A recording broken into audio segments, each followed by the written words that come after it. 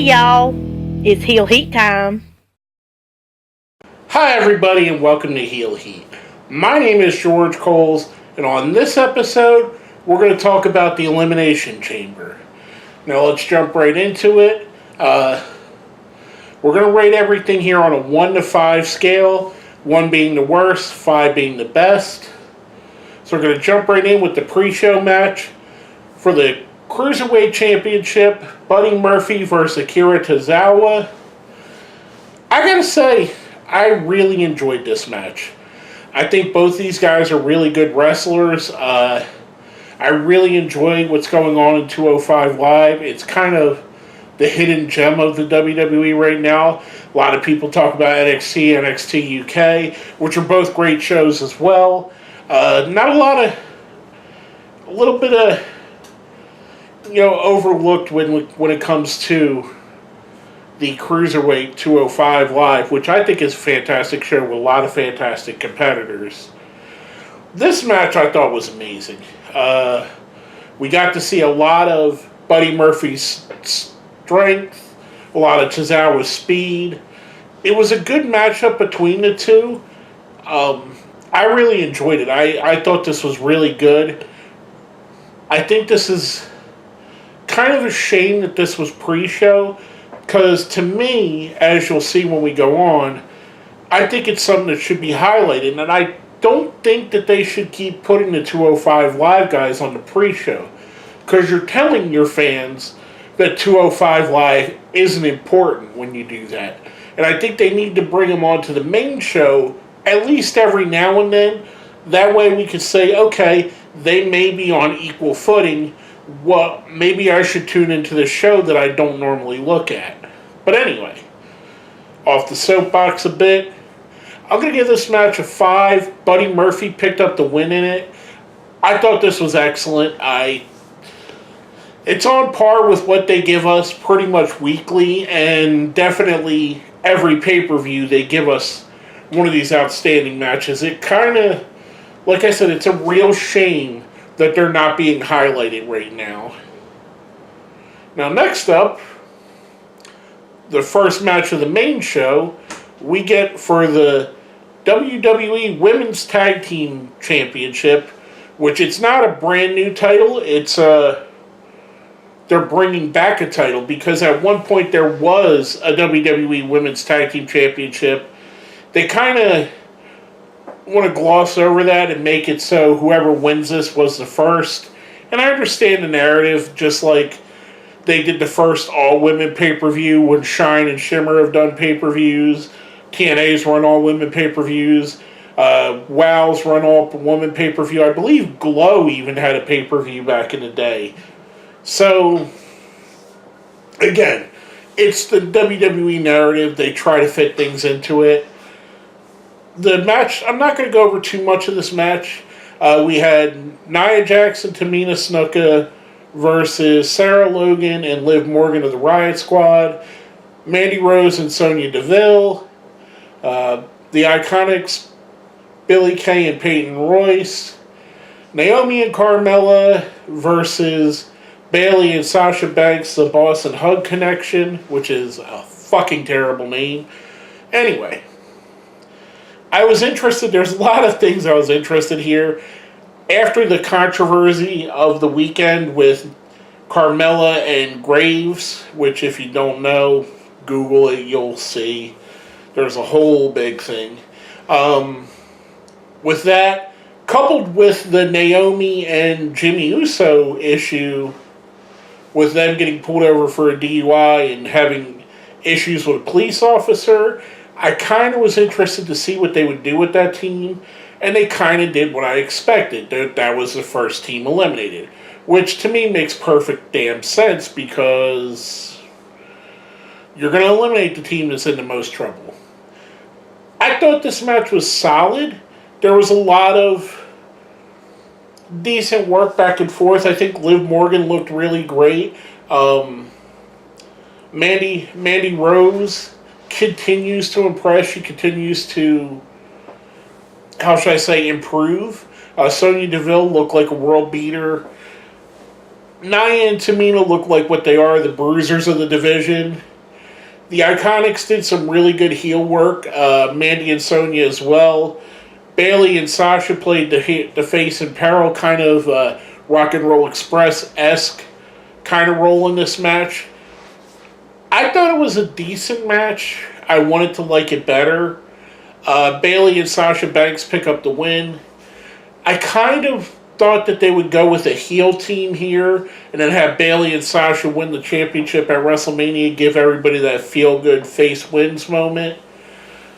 But I guess they went ahead with this. Maybe this title won't be defended at WrestleMania, but I digress.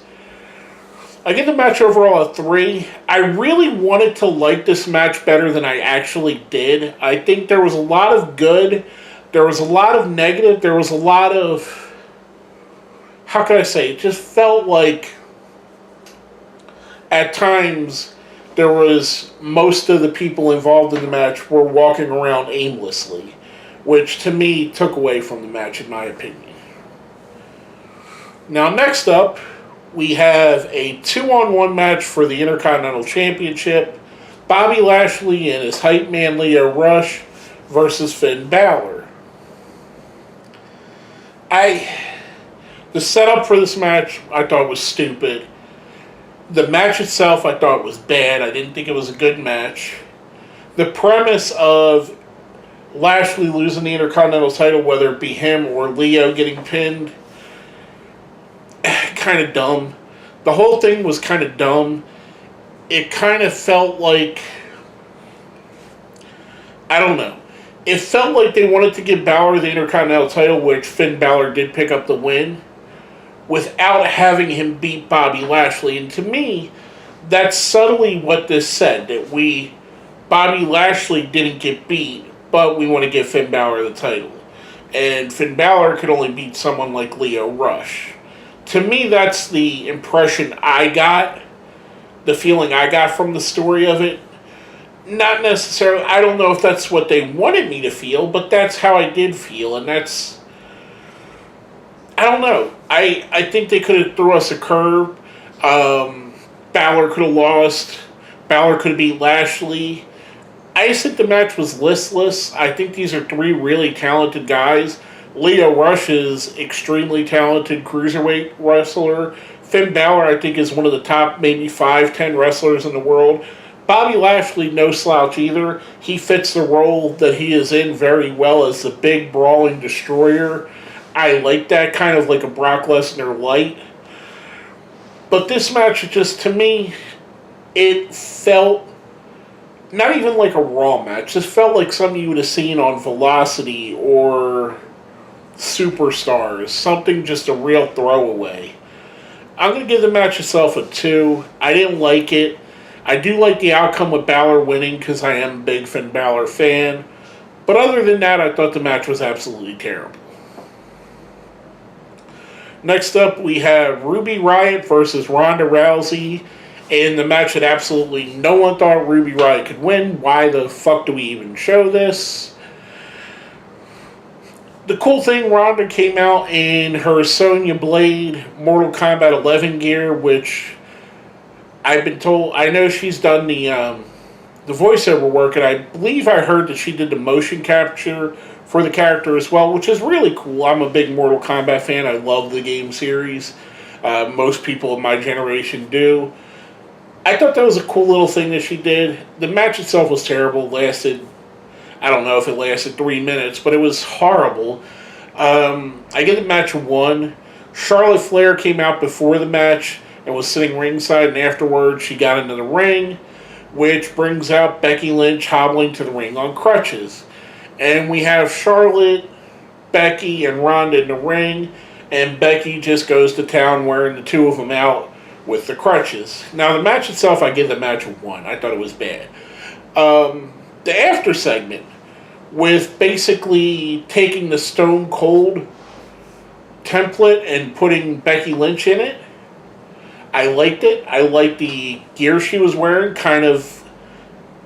I said I was talking with my friend Paul, who also did a review of this. He did more of a real-time reaction, and while he was doing that, we were talking on voice chat. And I said to him, it was kind of neat. You had Ronda was dressed up like Sonya Blade, and for visual reference, hard for me to say,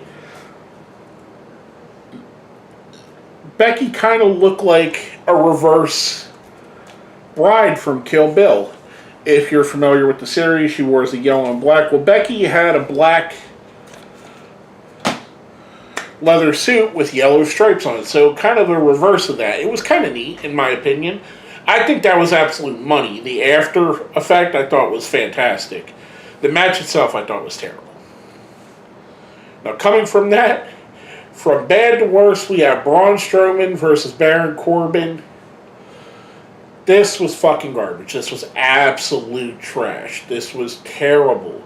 Whoever booked this bullshit needs to be fired today. I don't care if you booked the greatest match in the history of WWE.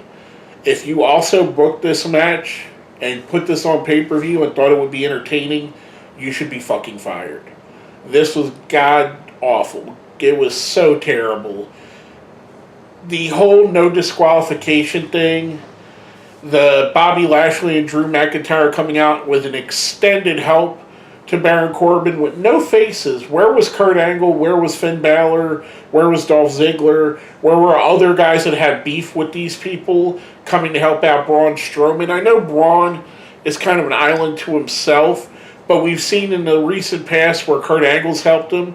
We've seen before where Braun and Finn Balor have worked together for a common cause. I just thought this was fucking terrible. Corbin picks up the win after a triple powerbomb off of the steps through two tables. Terrible match. I give it a 0. And I don't like to give zeros. Like you heard me in the beginning, I said I give everything a 1 to 5 scale, 1 being the worst. This was so bad that I couldn't even give it a 1. There is nothing redeemable about that match. Fucking terrible. Next up, I don't even know what to say about this. Other than maybe it was a time filler. We had Lacey Evans come out, walk halfway down the ramp, and then start to walk back, and it cuts to vignettes. I don't know. Maybe her excuse is she's too good to wrestle there or too good for those fans, but she should have fucking said that. So to me, just a stupid segment that made no damn sense. Now, coming from that, we finally get to the main event of the night, the match that everybody wanted to see. The Elimination Chamber for the WWE Championship. Daniel Bryan defending his belt against AJ Styles, Jeff Hardy, Randy Orton, Samoa Joe, and Kofi Kingston. To me, this is probably one of the most star-studded Elimination Chambers in history that I can remember. Everybody in this match is a top-level in-ring talent, and that's including, I know a lot of people don't think Jeff Hardy or Randy Orton are, but yeah, they really are. Randy Orton's put on high-quality matches for 15 years. Jeff Hardy's put on high-quality matches for 20 years, especially in car crash matches like this, where he's going to be flying off of shit and people are going to be hitting him with crazy spots. AJ Styles is AJ Styles, Samoa Joe, Daniel Bryan, they're all fantastic. Kofi Kingston, the wild card, the one that I believe all the fans have known forever. I mean, I've always been a fan of him. I don't know anybody that doesn't like him. So I feel like the fans have always known that Kofi Kingston was a guy that can play on this level. But for whatever reason, the people backstage did not want to give him the ball to do so. And I thought this was kind of... I mentioned this to my friend Sean when he was talking about this, because he was a little upset. He thought maybe they would give Kofi the title here. And to me, this match really felt like we're going to see how the fans respond to Kofi, what kind of traction it really gets, how large the chants are. And they let it get to the point where Kofi almost wins the match, which is what I thought they would do. I kind of figured that at the end, he would come close and something like he'd have to eat RKO and lose, or Bryan would hit him with a knee out of nowhere. no shame in Kofi Kingston losing here. He was the stud of the match. He was a star coming out of this. This match made him more of a star than he already was. Much like the Becky Lynch angle earlier in the night, it kind of solidified him as someone that, yes, he is in that upper echelon, and we should start thinking about him as such.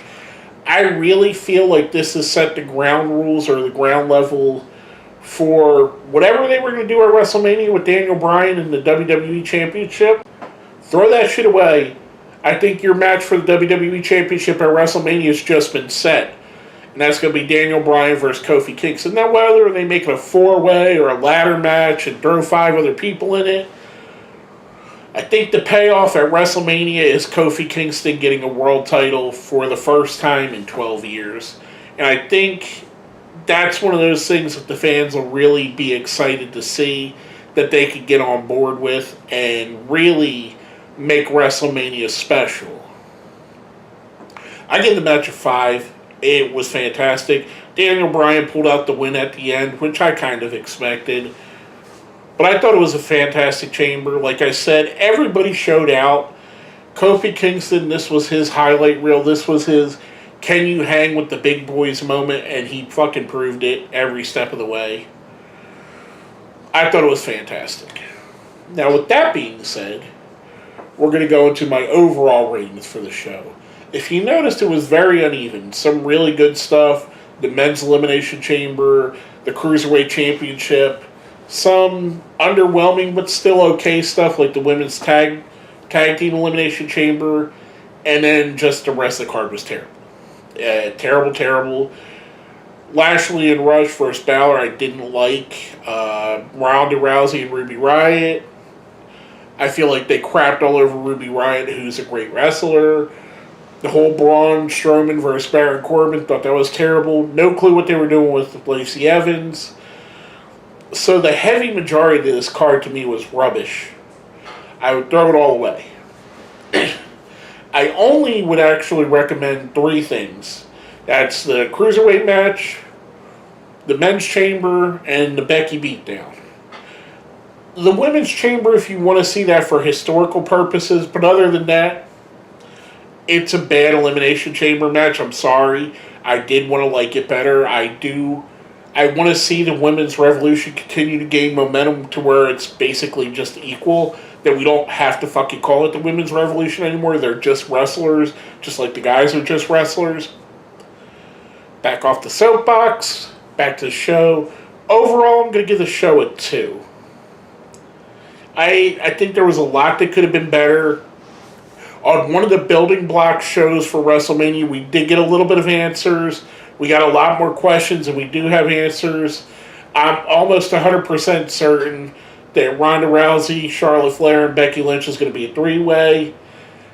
I would bet that Daniel Bryan and Kofi Kingston are in some kind of match, either just a singles or with multiple guys.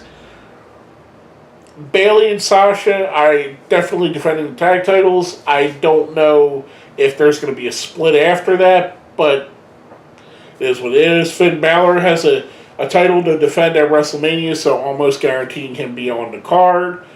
But all in all, I thought this show was terrible.